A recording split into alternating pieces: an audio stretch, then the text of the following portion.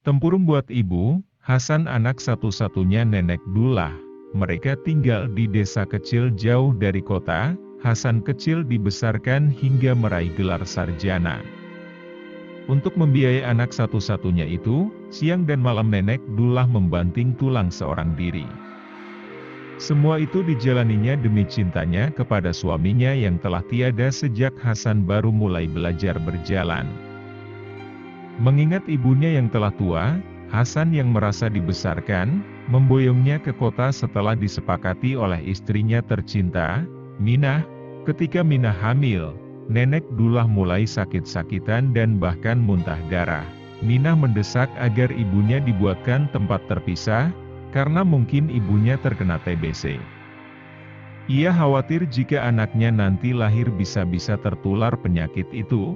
Dengan hati berat Hasan membuatkan gubuk di belakang rumah dan meminta ibunya tinggal di situ. Meskipun tidak melek huruf, Nenek Dullah cukup tahu diri. La menganggap umurnya adalah sisa-sisa kesenangan hidup yang telah dinikmati dan dilaluinya. La cukup bahagia melihat anak dan menantunya hidup bahagia, apalagi akan segera mempunyai cucu. Maka, dengan senang hati Nenek Dullah tinggal di gubuk belakang rumah. Mula-mula segala kebutuhan Nenek Dullah terpenuhi, namun lama-kelamaan sering terlupakan. Makanan ditaruh di depan gubuk dan Nenek Dullah mengambilnya dari dalam. Piring dan gelas pecah, Hasan lupa menggantinya. Dan akhirnya tempurung yang tergeletak di dekat gubuk dipungutnya untuk tempat makan dan minum Nenek Dullah. Anak Hasan lahir laki-laki dan diberi nama Amran. Ketika mulai besar, ia dilarang bermain-main di sekitar gubuk, bahkan mendekat pun tak boleh. Suatu saat Hasan dan Minah pergi, Amran di rumah sendirian. La ingin tahu mengapa dilarang mendekati gubuk.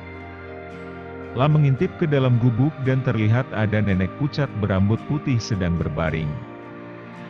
Amran bertanya dan Nenek Dullah menjawab bahwa ia neneknya, ibu dari bapaknya. Nek, bukakan pintu. Nek, pinta Amran. Alangkah gembiranya si nenek, seolah darah segar menyiram wajahnya yang pucat, seketika menjadi berseri-seri karena girangnya. Langkah lucu dan suara anak inilah yang selama ini dirindukannya. Amran heran dan bertanya mengapa neneknya makan dan minum hanya pakai tempurung.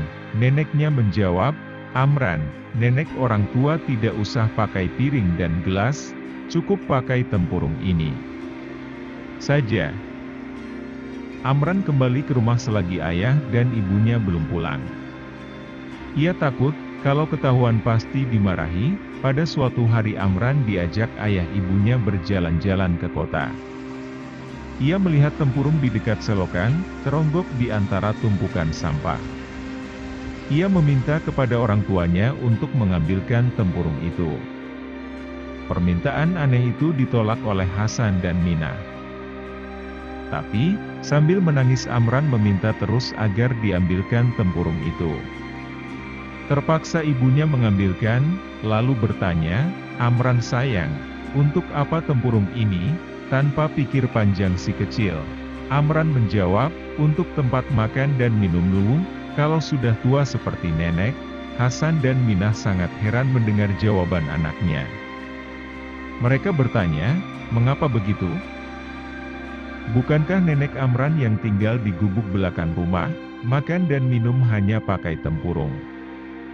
Kalau ibu sudah tua akan Amran buatkan gubuk yang jelek, dan tempurung ini untuk tempat makan dan minum ibu, jawab Amran polos.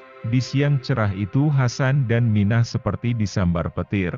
Mereka baru menyadari segala tingkah lakunya selama ini, yang menyia-nyiakan orang tua dan mertua.